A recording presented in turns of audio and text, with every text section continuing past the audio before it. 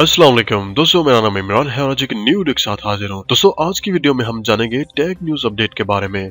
Friends, काफी अरसे से आप पूछ रहे थे कि टेक न्यूज पे कोई वीडियो क्यों नहीं आ रही। दोस्तों आज पहली दफा मैं टेक न्यूज पे वीडियो बना रहा हूँ। मुझे उम्मीद है कि आपको पसंद आएगी। दोस्तों अगर आपको पसंद आई तो आप वीडियो के कमेंट्स में मुझे लाजमी बताइएगा। दोस्तों यहाँ पे जो सबसे पहली न्यूज निकल के सामने आई है वो है Xiaomi के बारे में। Xiaomi आज अपने चाइना में दो मोबाइल फोन लॉन्च कर रहे हैं, Xiaomi Redmi 5 और Xiaomi Redmi 5 Plus। तो चलिए हम जान लेते हैं इस मोबाइल फोन की स्पेसिफिकेशन के बारे में, इसकी कीमत के बारे में और इस फोन में हमें क्या क्या मिल जाता है। दोस्तों Redmi 5 की अगर डिस्प्ले की बात करें तो आपको यहाँ पे डिस्प्ले मिल जाता है 5.7 इंच का, जो कि 720 HD है। और उसके बाद यहाँ पे प्रोसेसर जो इस्तेमाल किया गया है वो है स्नैपड्रैगन 450 का। दोस्तों यहाँ पे आपको दो मोबाइल फोन मिल जाएंगे, एक 2GB रैम और एक 3GB रैम में। और यहाँ पे स्टोरेज की बात करें तो उसे एक 16GB और एक 32GB आपको स्टोरेज यहाँ पे मिल जाएगा। दोस्तों यहाँ पे अगर बैटरी की बात करें तो आपको मिल जाएगी बैटरी 3300 mAh की। और यहाँ पे दूसरा अगर दोस्तों कैमरे की बात करें तो आपको यहाँ पे जो रियर कैमरा है वो मिल जाता है 12 मेगापिक्सल और जो फ्रंट कैमरा है वो आपको मिल जाएगा 5 मेगापिक्सल। यहाँ पे दोस्तों अगर बात करें फिंगरप्रिंट सेंसर की तो जी हाँ, ये मोबाइल फोन फिंगरप्रिंट सेंसर को भी सपोर्ट करता है। तो चलिए जान लेते हैं Redmi 5 Plus के बारे में कि उसमें कौन कौन सी स्पेसिफिकेशन है। दोस्तों अगर हम यहाँ पे बात करें Redmi 5 Plus के बारे में तो दोस्तों डिस्प्ले मिल जाएगा आपको यहाँ पे 5.99 फुल HD के साथ। और यहाँ पे जो प्रोसेसर है वो इस्तेमाल किया गया है 625 स्नैपड्रैगन का। दोस्तों यहाँ पे अगर आप बात करें रैम की तो दो मोबाइल फोन आपको मिल जाएंगे,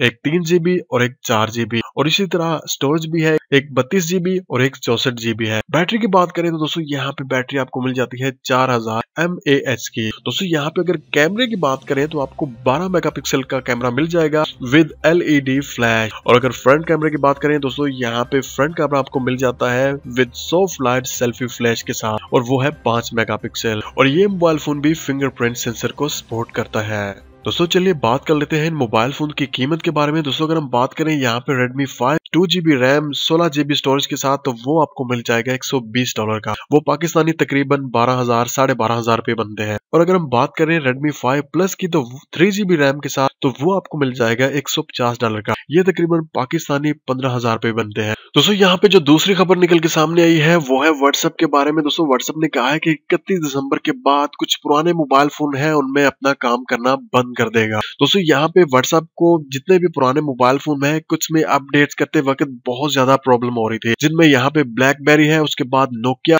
S60 है, उसके बाद जो विंडोज फोन 8.0 है। दोस्तों यहाँ पे मैं आपको बता दूं कि WhatsApp की सिर्फ इन मोबाइल फोन के बारे में ही काम करना बंद करेगा, बाकी जितने भी मोबाइल फोन है उनमें नॉर्मली काम करेगा। यहाँ पे जितने भी पुराने मोबाइल फोन है उनके लिए उनको अलग से अपडेट करना पड़ता था और काफी ज्यादा मुश्किल थी उनको अपडेट करते हुए, क्योंकि उनमें जो ऑपरेटिंग सिस्टम था वो बहुत ज्यादा पुराना हो चुका था। दोस्तों यहाँ पे जो अगली खबर निकल के आई है वो है UC ब्राउजर के बारे में। दोस्तों UC ब्राउजर जो कि प्ले स्टोर से बैन हो चुका था वापस अब नॉर्मली प्ले स्टोर में आ चुका है। दोस्तों इसको क्यों बैन किया गया था इस बारे में मैंने 2-3 वीडियोस पहले अपलोड की है, मैं आपको थोड़ा सा बता देता हूँ। UC ब्राउजर जो भी आप यूजर इसको इस्तेमाल करते हैं उनकी प्राइवेसी बाकी वेबसाइट के साथ शेयर करता था। मतलब आप कोई मोबाइल फोन सर्च कर रहे हैं तो ये क्या करता था, आपकी जितनी भी इंफॉर्मेशन है बाकी वेबसाइट जितने भी ऑनलाइन मोबाइल फोन कंपनीज है उनको शेयर करता था और वो आपको वहां पे एड्स वगैरह दिखाती थी कि यहाँ से मोबाइल फोन खरीद लें। और उसके साथ साथ बाकी भी जो इन्फॉर्मेशन थी वो भी शेयर करता था, जो कि बिल्कुल गैर कानूनी थी, इसीलिए इसको प्ले स्टोर से बैन कर दिया गया था।